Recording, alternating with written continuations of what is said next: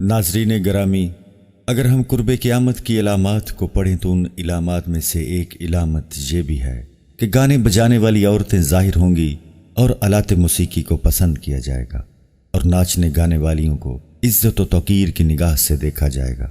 آج آپ دیکھ لیں کہ کس طرح مجرا کرنے والوں کو عزت کی نگاہ سے دیکھا جاتا ہے، یہاں تک کہ ہم یہ بھی نہیں دیکھتے کہ یہ مجرا کرنے والے اپنے گانوں میں کن الفاظ کا استعمال کر رہے ہیں اور آیا کہ یہ گانوں کی آڑ میں کہیں دین اسلام کی توہین تو نہیں کر رہے۔ لیکن آپ کو بتاتے چلیں کہ افسوسناک طور پر کچھ ایسا ہی ہو رہا ہے، بلکہ نوبت یہاں تک آن پہنچی ہے کہ نعتوں کو بھی بالی ووڈ گانوں میں شامل کر دیا گیا ہے، اور بے شک یہ گھٹیا اور شرمناک سوچ کی عکاسی کرتا ہے۔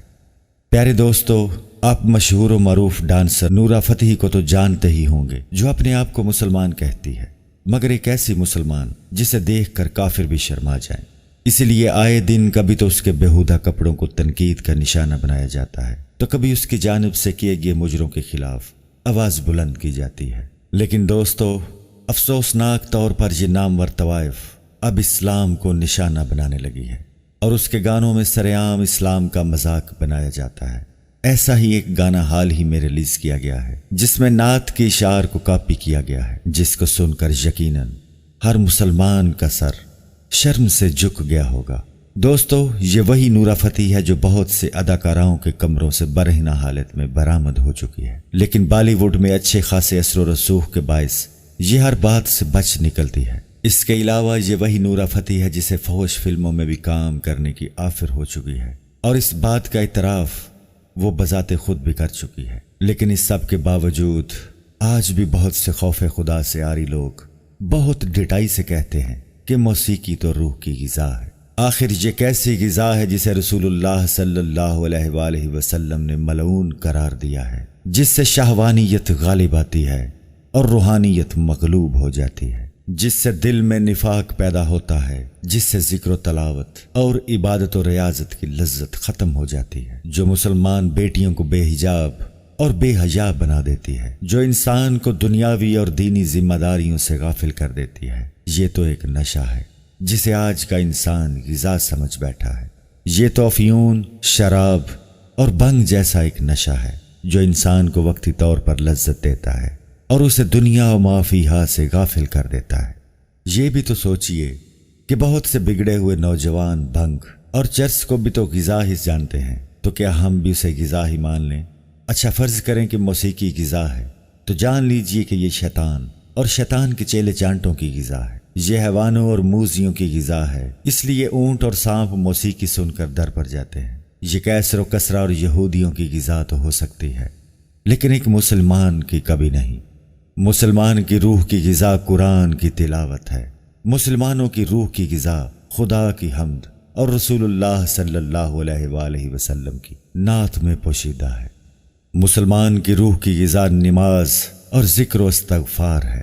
دوستو، اس بات میں کوئی شک نہیں کہ جس مسلمان کی روح کی غذا موسیقی ہے، اس کی اصل روح زنگ آلود ہو چکی ہے اور اس کی حصے لطیف فاصل ہو چکی ہے، اور اس کی مثال گندگی صاف کرنے والے اس بھنگی کی طرح ہے جو ایک دن عطر کی دکان کے سامنے سے گزرا اور بے ہوش ہو کر گر پڑا۔ لہٰذا لوگوں نے اسے ہوش میں لانے کی بہت کوشش کی، مگر وہ ہوش میں نہ آیا۔ اتفاقاً وہاں سے اس کی برادری کے ایک آدمی کا گزر ہوا، تو اس نے سارا ماجرا دیکھا اور لوگوں سے کہا، آپ حضرات پریشان نہ ہوں، میں اس کا علاج جانتا ہوں۔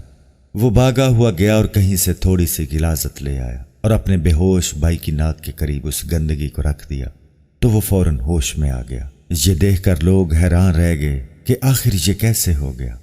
تو شخص نے لوگوں کو سمجھایا کہ بھائیو، ہر وقت گندگی میں رہنے کی وجہ سے اب گندگی کی بدبو اس کے مزاج میں رچ بس گئی ہے، لہٰذا اب جب یہ خوشبو سونگھتا ہے تو اس کی طبیعت خراب ہو جاتی ہے۔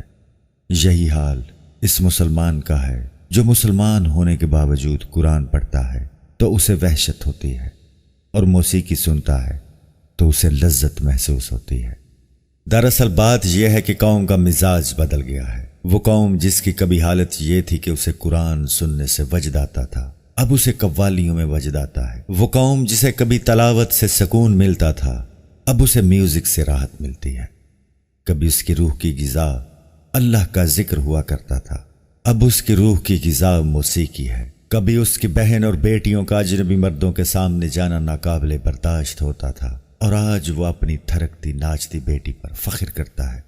پہلے جن کو ٹوم، بھانڈ اور کنجر کہا جاتا تھا، آج انہیں فنکار، ایکٹر اور گلوکار کہا جاتا ہے۔ بلکہ اب تو حالت یہ ہو گئی ہے کہ دیندار طبقہ تقریر بھی بغیر سروں کے پسند نہیں کرتا۔ چنانچہ کامیاب عوامی خطیب کے لیے آدھا گویہ ہونا بھی بہت ضروری ہے۔ اس کا نتیجہ یہ نکلا ہے کہ ایسے جاہل اور کام علم خطیبوں نے میدان خطابت پر قبضہ جما رکھا ہے۔ ان کے پاس سوائے خوش الحانی اور گپ بازی کے سوا کوئی کمال نہیں۔ اس سے ثابت ہوتا ہے کہ لوگوں کا گناہوں کی کثرت کے باعث اپنا مزاج تو بدل ہی گیا، لہٰذا اب وہ چاہتے ہیں کہ اسلام کا مزاج بھی بدل ڈالیں۔ لیکن اسلام کے احکام ہماری نفسانی خواہشات کی بنا پر نہیں بدل سکتے، لہٰذا میں آپ سے درخواست کرتا ہوں کہ خدا را اسلام کو بدلنے کی بجائے اپنے آپ کو بدلنے کی کوشش کریں، اور ان نقصانات کو محسوس کریں جو رقص و موسیقی کے گناہ میں جراثیم کی طرح چھپے ہوئے ہیں۔ ناچ گانے کا نقصان یہ ہے کہ اس سے اللہ اور اس کے رسول صلی اللہ علیہ وآلہ وسلم ناراض ہوتے ہیں، اور ایک مسلمان کے لیے مسلمان ہونے کی حیثیت سے یہ کوئی چھوٹا نقصان نہیں۔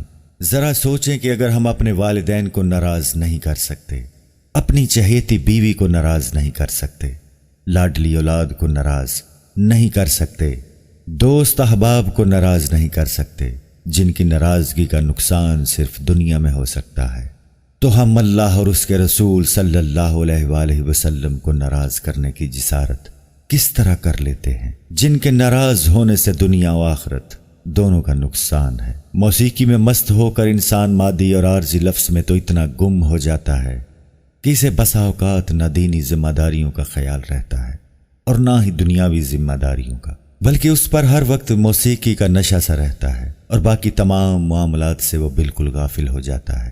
ہم اکثر دیکھتے ہیں کہ جن لوگوں کو فلم دیکھنے اور گانے سننے کی لت لگ جاتی ہے، وہ بعض اوقات 24 گھنٹے مسلسل انہی میں مگن رہتے ہیں اور کبھی اپنی جان نہیں چھڑا پاتے۔ بے شک یہ آلات موسیقی غفلت میں ڈالنے والی چیزیں ہیں، اور بعض اوقات یہ سلطنتوں اور حکومتوں کی چولیں تک ہلا کر رکھ دیتی ہیں۔ اس کی واضح مثال متحدہ ہندوستان میں مغلوں کی حکومت ہے۔ اس حکومت کا زوال اس وقت شروع ہو گیا جب وہاں محمد شاہ رنگیلا جیسے رنگین مزاج بادشاہ تخت نشین ہوئے، جو سارا دن رقص و سرور کی محفلوں میں محو رہتے۔ اس ظالم نے تو سارے ہندوستان کے نامی گرامی بھانڈ اور کنجر اپنے دربار میں اکٹھے کر لیے تھے، اور وہ ہر وقت ڈومنی اور کنجریوں کے جرمٹ میں گرا رہتا تھا۔ اس ظالم نے تو خواجہ سراؤں اور حسیناؤں کی باقاعدہ فوج بنا ڈالی۔ یہ لوگ رقص و موسیقی میں اتنے مگن ہو گئے کہ انگریز کو دخل اندازی کا موقع مل گیا، چنانچہ مسلمانوں کے 1000 سالہ اقتدار کا خاتمہ ہو گیا۔ گانے سننے سنانے سے دل سیاہ ہو جاتا ہے، نیکی اور بدی کا امتیاز اٹھ جاتا ہے، اور گناہوں کی طرف میلان زیادہ ہو جاتا ہے۔ انسان کے اندر منافقوں جیسی صفات پیدا ہو جاتی ہیں، جیسا کہ حدیث نبوی صلی اللہ علیہ وآلہ وسلم میں ملتا ہے کہ موسیقی نفاق پیدا کرتی ہے، اور پھر دل کی سیاہی اور زنگ کا نتیجہ یہ نکلتا ہے کہ ہدایت کی کوئی بات اثر نہیں کرتی۔ دل میں ایسی سختی پیدا ہو جاتی ہے کہ پھر دل کبھی عبادت میں نہیں لگتا، قرآن سے بے رغبتی ہو جاتی ہے، اور پھر کبھی خدا کے ڈر سے رونا نہیں آتا۔ فحش گانوں اور گندی فلموں کی وجہ سے بے غیرتی اور بے حسی پیدا ہو جاتی ہے، کیونکہ ہمارے ہاں کامیاب اور مقبول گانے وہ شمار ہوتے ہیں جن میں شہوانی جذبات کو خوب بھڑکایا گیا ہو۔ لہٰذا ہمیں چاہیے کہ ہم ان چیزوں سے میلوں دور رہیں، تاکہ ہم اچھے طریقے سے مسلمان ہونے کا ثبوت دے سکیں اور دین اسلام کا دفاع کر سکیں۔ دوستو، امید کرتے ہیں کہ آپ کو یہ ویڈیو ضرور پسند آئی ہوگی۔ ویڈیو کو لائک کریں اور اپنی رائے کا کمنٹ سیکشن کے ذریعے ضرور اظہار کریں۔ ویڈیو کو زیادہ سے زیادہ شیئر کریں تاکہ حق بات دوسروں تک بھی پہنچ جائے۔ شکریہ۔